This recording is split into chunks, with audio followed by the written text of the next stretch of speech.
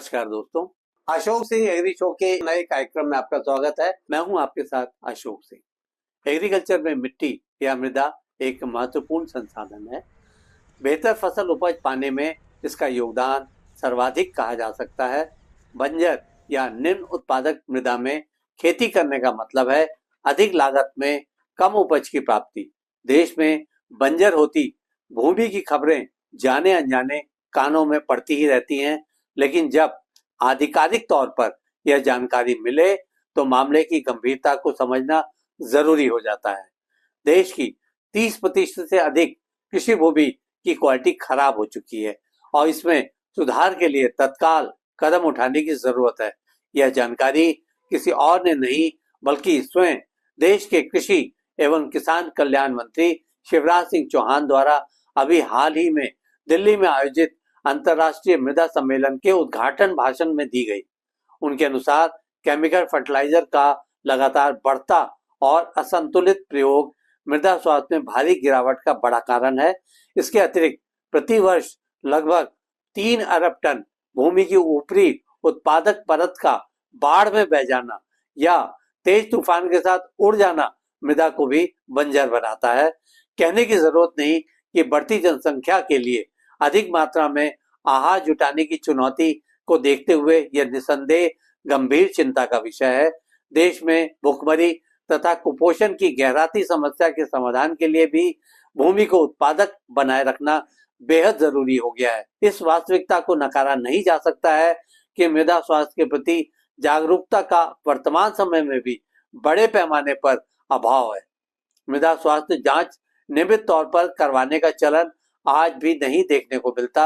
इसी सोच का नतीजा है कि बिना सोचे समझे केमिकल फर्टिलाइजर का प्रयोग आम तौर पर किया जाता है। प्रायः इसका फायदा नहीं मिलता बल्कि नुकसान ही देखने को मिलता है। दूसरी ओर मृदा जांच करवाने का लाभ यह होता है कि भूमि में जिन पोषक तत्वों की कमी है उनका समय रहते पता चल जाता है और फिर विशेषज्ञों द्वारा बताई गई डोज के अनुसार सटीक मात्रा में उन्हीं तत्वों से समृद्ध फर्टिलाइजर का प्रयोग करने की जरूरत पड़ती है। इससे लागत में कमी के अलावा भूमि में अनावश्यक मात्रा में अन्य रसायनों को दिए जाने से भी बचाव होता है। इस तरह के रसायन उपयोग में कमी का एक और फायदा पर्यावरण सुरक्षा के तौर पर भी मिलता है। समय आ गया है कि कृषक समुदाय जागरूक हो और जैसे अपने स्वास्थ्य के प्रति सचेत रहते हैं, ठीक वैसे ही अपने खेतों की मृदा के स्वास्थ्य पर भी ध्यान देने की सोच को अपनाएं। मतलब यह कि नियमित समय पर मृदा की जांच करवाएं ताकि सही फसल को लगाकर आकर्षक मुनाफा हासिल कर सकें। इसमें गांव की पंचायत भी सक्रिय भूमिका निभा सकती है और मृदा स्वास्थ्य शिविरों का नियमित तौर पर सरकारी जांच एजेंसियों के सहयोग से आयोजन करवा सकती है। यही नहीं, गोबर की खाद, केचुआ खाद तथा हरी खाद आदि के प्रयोग को भी बढ़ावा देने के लिए जागरूकता अभियान चलाए जाने चाहिए। अपने खेतों को बंजर होने से बचाने की जिम्मेदारी किसानों की ही है। इसमें अब और ज्यादा ढिलाई नहीं की जानी चाहिए। चलते चलते इसी क्रम में बताना चाहेंगे कि इटली का सिसिली द्वीप कभी अपनी कृषि के लिए जाना जाता था, लेकिन अब यह रेगिस्तान में तब्दील होता जा रहा है।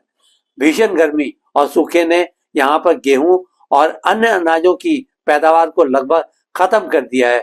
इस द्वीप पर पानी की इतनी कमी हो गई है कि टूरिस्ट का आना जाना भी बंद हो गया है। किसी समय में हरियाली से भरपूर यहाँ की वादियां जलवायु परिवर्तन की मार से अब सूखे में बदल चुकी हैं। आज के एपिसोड में बस इतना ही दोस्तों। कल एक नए विषय पर चर्चा करने के लिए दोबारा इसी समय पर हाजिर होंगे। अगर आपको यह वीडियो पसंद आया हो तो इसे लाइक करें, शेयर करें और हमारे चैनल को सब्सक्राइब करना ना भूलें।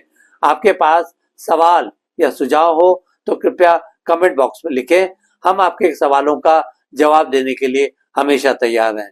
नमस्कार।